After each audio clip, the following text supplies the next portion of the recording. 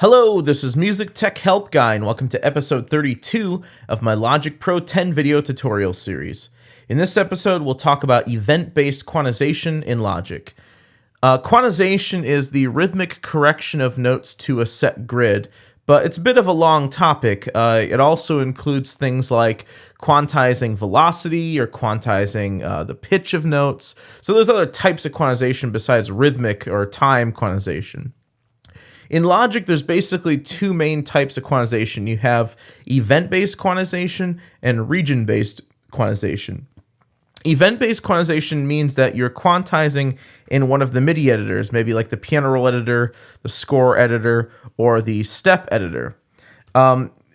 Region-based quantization basically means that you're quantizing using the inspector on the left here, and then the arrange area. We'll talk about region-based quantization in the next video. So what I've got here is I have a massive beat instrument, just a drum instrument, and you can find this instrument under the drum machine category and then under massive beat. So what I'm going to do to start is just play a very, very basic 4-on-the-floor drum and basically kick and snare pattern. And this drum pattern basically has the kick drum on beats 1, 2, 3, and 4 quarter notes, and the snare on 2 and 4. So give this a shot.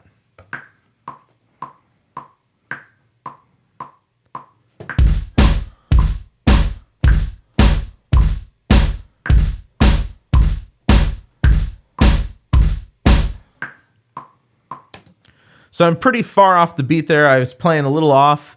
By the way, the reason why that first note sounds like it's really delayed is actually just because my screen capture software is up. For whatever reason, whenever I have my screen capture up, my very first MIDI note I play is really behind. So yours shouldn't do that.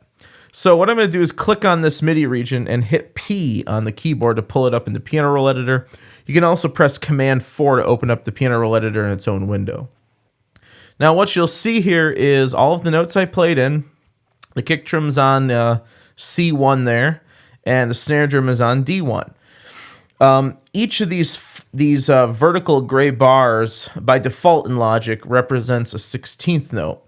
So every second one of those would be like an 8th note, and 4 of them combined would be a quarter note. If you don't understand rhythm at all, I highly recommend you check out a place like musictheory.net to learn rhythm and learn pitches on the keyboard and things like that. It's really going to come in handy later on. So in order to quantize this to a quarter note value, since that's what I played in, I'm going to hit Command A to select all, go over to this time quantize menu, and choose 1/4 note, 1 quarter note, or a quarter note. So I click on that, and all of the notes snap to their nearest quarter note on the grid. They're basically, again, every quarter note's 4 of these gray lines, so it snaps to the nearest one of those.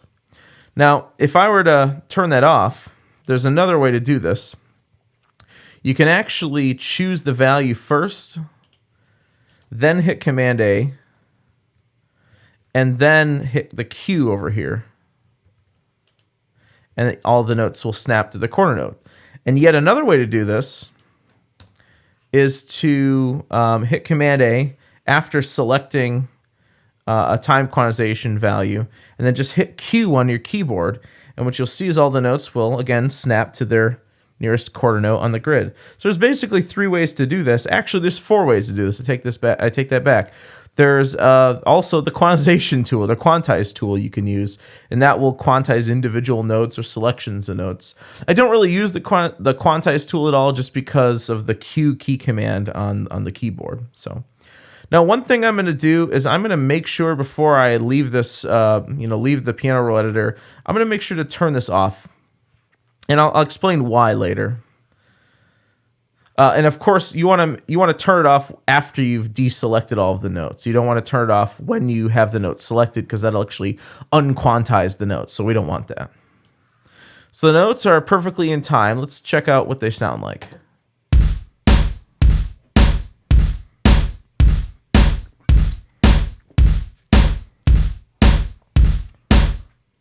Okay, it sounds fine. So let's say I want to build like an 8th note hi-hat pattern on top of this, something like that. So let's try that out.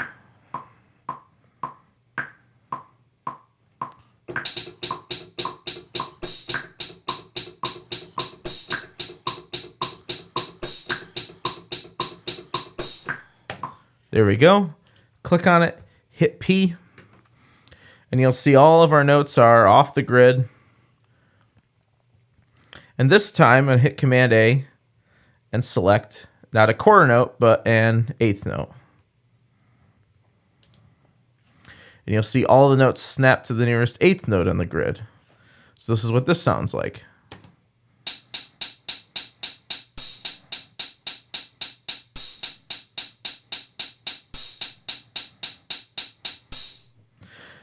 Now, the reason why I told you guys before to click on the background and then deselect all these notes and then go to off every time is because for whatever reason in Logic 10, if you quantize something on a track and then play something else in and quantize that, sometimes it'll actually quantize the second thing you played in to the previous value that you selected.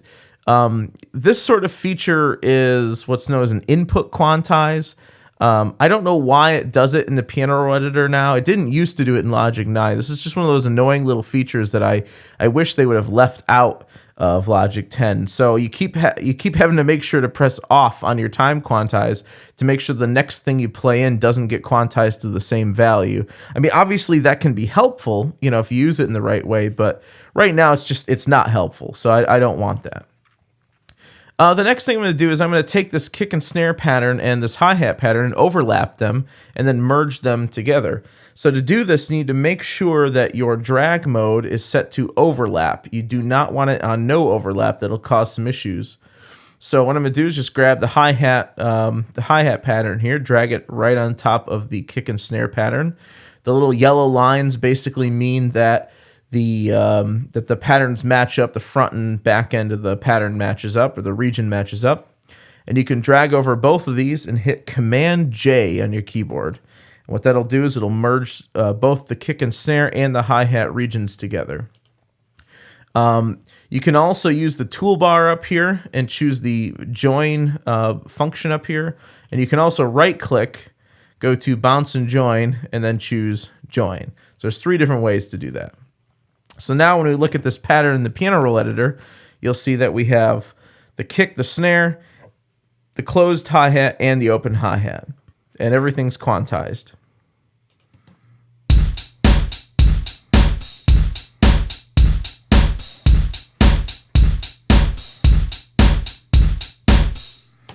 Okay. Now that's all fine. When we look at our time quantization values here, we have 7 main values at the top here. We have a 1/1 note, that's a whole note. That basically means 4 quarter notes. You have a half note, that means 2 quarter notes. A quarter note, an eighth note, a 16th note, a 32nd note, and a 64th note. Below that, we have these triplet values. Triplets are when you can fit 3 of a note into the space that would normally be 2. So for instance, eighth notes, you have 2 per beat. Just like I played before with the hi-hat. A eighth note triplet would actually be 3 per beat instead of 2 per beat. So you'd have something more like this. So it's more of like a 1 2 3 1 2 3 1 2 3 1 2 3 sort of motion as opposed to a 1 and 1 and 1 and 1 and. So triplets are a way, again, to fit the rhythmic values into groups of 3 rather than groups of 2. So let's try working with something that has a triplet feel to it. So using this exact same instrument here, I'm going to let's bump the tempo down just a little bit because these are a little more difficult to play just since they're a little faster. Let's go at 100. And what I'll do is I'll play in like something that's kind of almost like a shuffle, almost like a Michael Jackson, The Way You Make Me Feel sort of shuffle. Something like that. Something's got a little swing to it.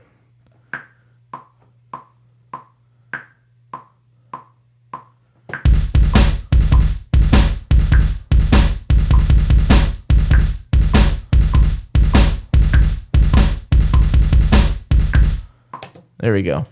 Let's open that up. do the P on the keyboard. There we go. And in order to see this properly, because what we're doing essentially is we're dividing each beat into 3 divisions rather than 2 or 4 divisions like we have here. What I'm going to do is go up to my LCD on the transport up here and choose the custom display. And in the custom display, we can change the grid division to a triplet grid division. So 16th/16 is a 16th note division like we have now. I'm going to click on this and go to /12. So now our grid's going to be separated into 8th note triplets. And as you'll see here, our pattern we just played in makes a little more sense now. Now it didn't actually change the pattern, it just changed the grid in the background. So what I'm going to do is do a Command A again to select all.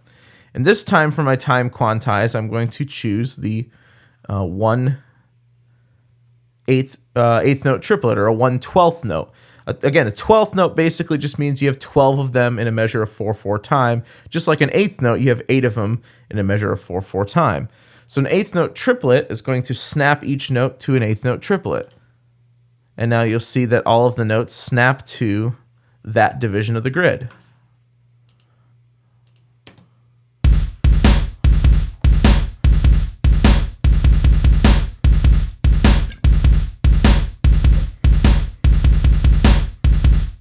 Now we've got more of like a swung feel.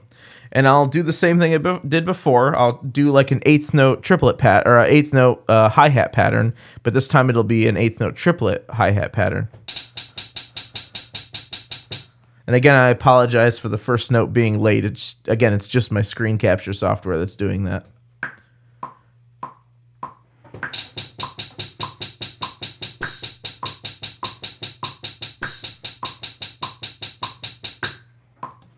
There we go.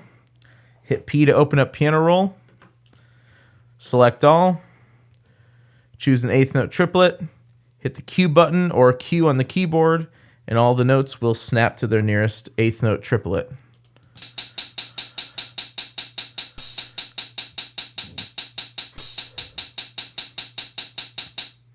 And there we go. Now I can overlap this on top of the previous recording like we did before. Drag over both of them, hit Command J to join them. I'm just going to trim this up just a bit. There we go. Let's see what this sounds like.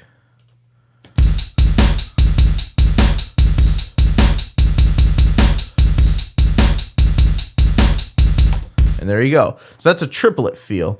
So in the triplet values, we can choose a half note triplet, a quarter note triplet, 8th note, 16th, 32nd, 64th, and 128th note triplet. For the vast majority of music, you're basically going to be using quarter notes, 8th notes, 16th notes, maybe 8th note triplets and 16th note triplets. So those are the ones that are really going to be used most of the time. There's very few situations where I can think of a musical example where you'd actually need 128th note triplets. So now, below the triplet values are these swing values. What the swing values do is they're very similar to the triplet values in that they have a kind of, they have the same grid at least, where your grid has 3 lines rather than 4 or 2 lines. The difference between a triplet value and a swing value is that a swing value, whereas a triplet value has, basically 3 notes per beat, a swing value just has 2 notes per beat. This middle note is going to be omitted in a swung value. So instead of like this sort of feel, instead of 3 per beat, you're going to get this sort of thing.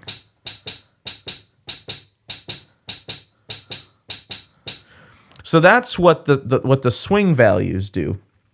The thing that's confusing about the swing values is that there's both 8th note and 16th note swing, and there's also A, B, C, D, E, F as swing values and what those mean. Basically, a swing, 1/8 swing A means it's a standard 8th note. Why they decided to double it up, I don't know. B makes the 2 8th notes a little further apart. C makes them even a little further apart. D E and F even a little further apart until you get to this sort of swung sort of feel. In fact, when you get to 1/8 swing E, you have what's called a perfect 66% swing, which is exactly like the sort of triplet feel we just had before, where you have this sort of thing.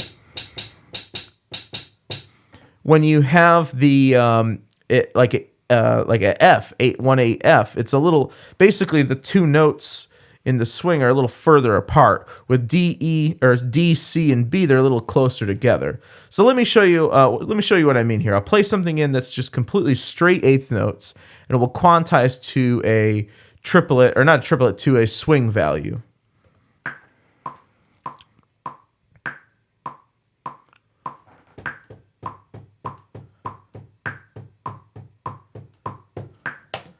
There we go.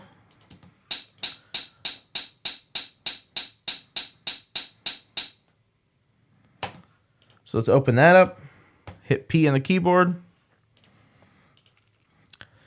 and I'll choose an eighth note, regular old eighth note, just so you can see what this sounds like as straight eighths.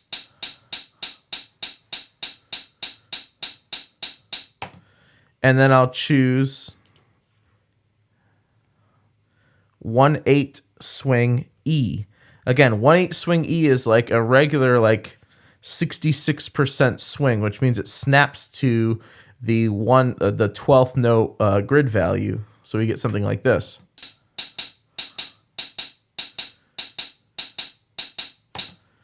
And if you have, let's say, D, D is going to make those notes a little closer together. You can see that the second note of each swung pair is a little closer. And if we choose 8C, it's even a little bit closer.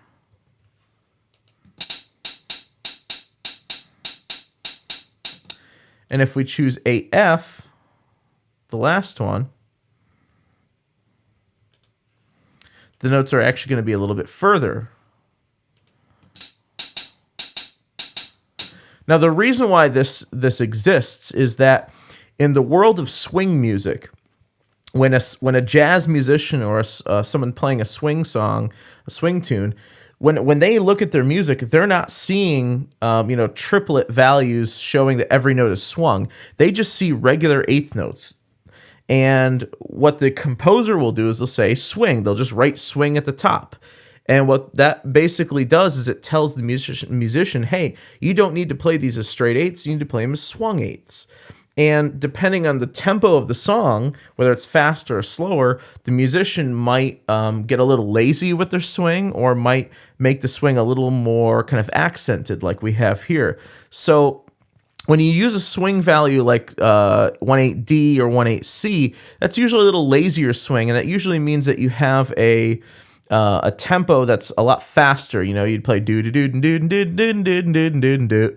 You wouldn't play do do do do do do do do do do. It's a little too. That second example is just a little too, too exaggerated. But when you're playing a slower tempo, boom, ba boom, ba boom, ba boom, ba boom, ba boom, then you want to kind of exaggerate it a bit. So then you might use 1/8E or 1/8F. So that's the whole reasoning behind these swing values. Unless you work with swing music, these really aren't going to be much of an issue. You can just go ahead and use the triplet value I showed you before, the 1/8 triplet value. Now, there's also other values here. You have these tuplet values, 5 tuplet 4, 5 tuplet 8, 7 tuplet, and 9 tuplet. These represent non-standard rhythms, non-standard divisions, like dividing a measure into 5 notes instead of 4 notes, or dividing a measure into 10 notes instead of 8 notes. So I'll put a visual up on the screen that shows what each of these does, but they're very uncommon. Unless, they're 99% of the time you'll never use them. So they're there if you need them, but they're non-standard divisions of the grid. And the last three values are mixed quantization values. 1/16 and 1/16 triplet lets you quantize to both 16th notes and 16th triplets at the same time. 1/16 and 1/8 lets you quantize to 1/16 notes and 8th note triplets at the same time. And then 1/8 1/8 lets you quantize to 8th notes and 8th note triplets at the same time. So if you have a song where maybe you have triplets and straight 8th notes happening at the same time, you can try those out. I don't really use them, but 90% of the time I'm using basically just these top two sections here, your standard straight rhythms and your standard triplet rhythms.